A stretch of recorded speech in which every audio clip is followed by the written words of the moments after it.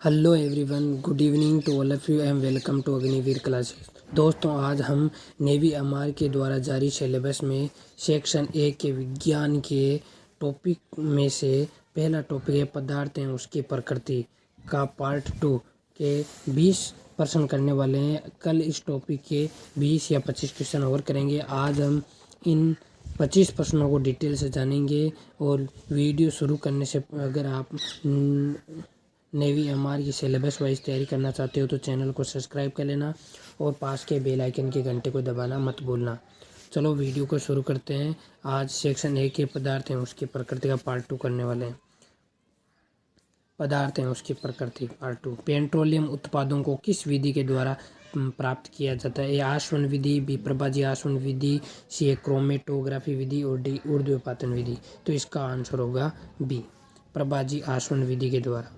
अगला क्वेश्चन, निम्नलिखित में से कौन सा कथन असत्य है? ए पदार्थ के भौतिक गुणों में परिवर्तन होता है, बी ए पदार्थ के रासायनिक गुणों में परिवर्तन होता है, सी ए भौतिक परिवर्तन से नया पदार्थ बनता है और डी रासायनिक परिवर्तन से नया पदार्थ बनता है। तो इसका आंसर कौन सा कथन असत्य है? तो यानी पदार्थ के यानी भौतिक गुणों से नया पदार्थ नहीं बनता है, ये सही है, न कि बनता है। इसका आंसर सी होगा, ये असत्य है। और बाकी के साथ पदार्थ के भौतिक गुणों में परिवर्तन होता है और पदार्थ के रासायनिक गुणों में भी परिवर्तन होता है और रासायनिक परिवर्तन से नया पदार्थ बनता है। जैसे दूध से नया पदार्थ बनता है दही, और भौतिक परिवर्तन से नहीं बनता है। जैसे कोई बर्फ़ है, वो पिघल कर पानी बन गया और पानी वापस यानी ठंडा होकर बर्फ़ बन गया। ये इसी प्रकार यानी वो एक पदार्थ का उसी पदार्थ है, बर्फ़ से पानी और पानी से बर्फ़, उसका रूप नहीं बदलता है। निम्नलिखित में से कौन सा भौतिक परिवर्तन का उदाहरण नहीं है? ये बर्फ़ का पिघलना, भौतिक अभी बताया, बर्फ़ का पिघलना यानी पानी बनना, और पानी का जमना, बर्फ़ बनना वापस वही। जल का चीनी के साथ विलीन होना, जल का यानी चीनी के साथ विलीन होना, ये भी यानी भौतिक परिवर्तन ही है। लोहे पर जंग लगना, ये एक रासायनिक परिवर्तन है। मक्खन का बर्तन में पिघलना, तो वापस उसको मक्खन बनाया जा सकता है, तो ये भी भौतिक परिवर्तन है। लेकिन लोहे पर जंग लगना ये रासायनिक परिवर्तन है। अगला क्वेश्चन, निम्नलिखित में से कौन सा रासायनिक परिवर्तन का उदाहरण नहीं है? दूध से दही बनना, तो एक पदार्थ से दूसरा पदार्थ बन गया, अब वापस इसको दूध नहीं बनाया जा सकता। लकड़ी का जलना, लकड़ी जलने पर राख बनती है, राख से वापस लकड़ी नहीं बनाई जा सकती। प्रकाश संश्लेषण की क्रिया, तो प्रकाश संश्लेषण की क्रिया भी ये क्या है? यानी रासायनिक परिवर्तन है। पानी का वाष्प में बदलना, तो ये एक भौतिक परिवर्तन है। वाष्प का वापस यानी बरसात होती है तो पानी बन जाता है, और पानी का वाष्प बनने से बादल बनकर वाष्प बन जाती है। तो इसका आंसर होगा डी, ये यानी एक भौतिक परिवर्तन, न कि रासायनिक परिवर्तन। अगला क्वेश्चन, सभी पदार्थ स्थान घेरते हैं, इसी स्थान की मात्रा को क्या कहते हैं? तो सभी पदार्थ यानी स्थान घेरते हैं, इसी यानी स्थान की मात्रा को यानी आयतन कहा जाता है। इसका आंसर होगा सी।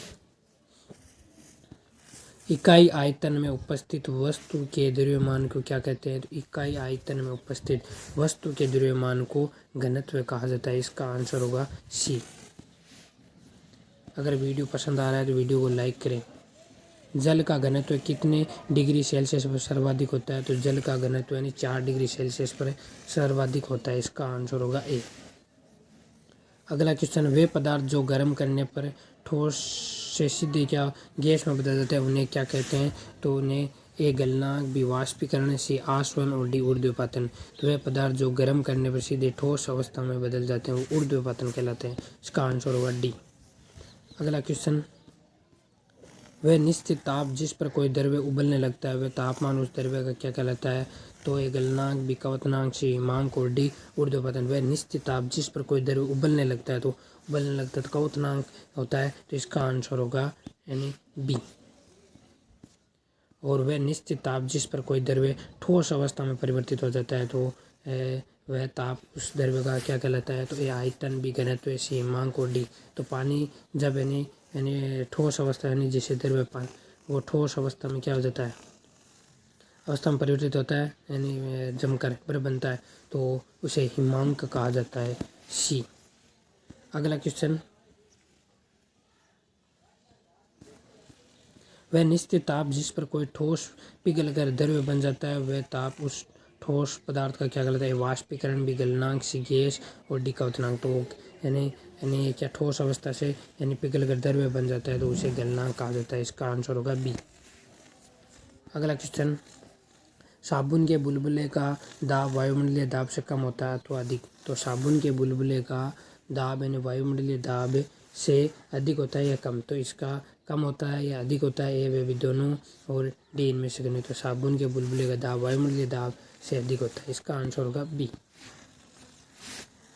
अगला क्वेश्चन, स्वचालित हाइड्रोलिक ब्रेक यानी किस सिद्धांत पर कार्य करता है?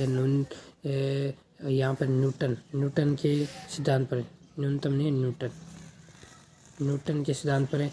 बी आर्किमिडीज का सिद्धांत पर है और सी पास्कल के सिद्धांत पर और डी आइंस्टीन के सिद्धांत पर है। तो इसका आंसर होगा स्वचालित हाइड्रोलिक ब्रेक यानी ये पास्कल के सिद्धांत पर कार्य करता है। इसका आंसर होगा सी। अगला क्वेश्चन, नदी से समुद्र में प्रवेश करने पर किसी जहाज की क्या प्रतिक्रिया होती है? तो जब नदी से यानी समुद्र में यानी जहाज प्रवेश करता है तो समुद्र में कुछ नीचे चला जाता है और वह समुद्र में कुछ ऊपर उठता है। वह समुद्र के तल के बराबर यानी जैसे नदी में था वैसे का वैसा समुद्र में रहता है और वह समुद्र में डूब जाता है। तो नदी से समुद्र में प्रवेश करने पर जहाज की प्रतिक्रिया होती है कि वह समुद्र में कुछ ऊपर उठ जाता है। इसका आंसर होगा बी। और जब किसी झील की तली से उठकर वायु का बुलबुला ऊपरी सतह पर आता है तो उसके आकार पर क्या प्रभाव पड़ता है? आकार बढ़ जाएगा, घट जाएगा, समान रहेगा, डी इनमें से कोई नहीं। तो उसका आकार बढ़ जाएगा। इसका आंसर होगा ए। किसी वस्तु की मात्रा बदलने पर उसके घनत्व पर क्या प्रभाव होगा?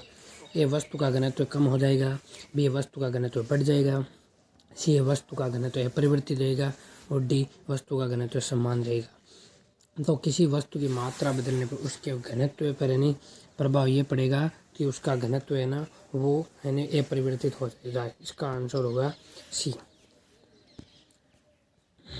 हवाई जहाज से यात्रा करते समय पेन से स्याही क्यों निकलने लगती है? ये वायुदाब में परिवर्तन के कारण, ये वायुदाब में कमी के कारण, सी वायुदाब में बढ़ोतरी के कारण और डी इनमें से कोई नहीं। हवाई जहाज से यात्रा करते समय पेन से स्याही इसीलिए निकल जाती है क्योंकि वायुदाब में कमी हो जाती है। तो इसका आंसर होगा बी। और अगला क्वेश्चन, नदी की अपेक्षा समुद्र से तैरना आसान क्यों होता है? समुद्री जल का घनत्व नदी के जल से कम होता है। समुद्री जल का घनत्व नदी के जल से अधिक होता है और सी में समुद्री जल का घनत्व नदी के जल से के बराबर होता है और डी उपरोक्त सभी। तो नदी की अपेक्षा यानी समुद्र में तैरना आसान क्यों होता है? तो मैंने पिछले वो जहाज़ वाले क्वेश्चन में नहीं बताया क्योंकि अगले में मैंने ये क्वेश्चन दिया था इसीलिए नहीं बताया। तो नदी की अपेक्षा यानी समुद्र में तैरना यानी वो इसीलिए आसान होता है कि समुद्री जल का घनत्व नदी के जल से अधिक होता है। इसीलिए तो यानी जहाज यानी जब नदी से समुद्र में जाता है तो थोड़ा ऊपर उठ जाता है। इसी समुद्री जल का यानी घनत्व है वो नदी के जल के घनत्व से अधिक होता है। तो इसका आंसर होगा बी।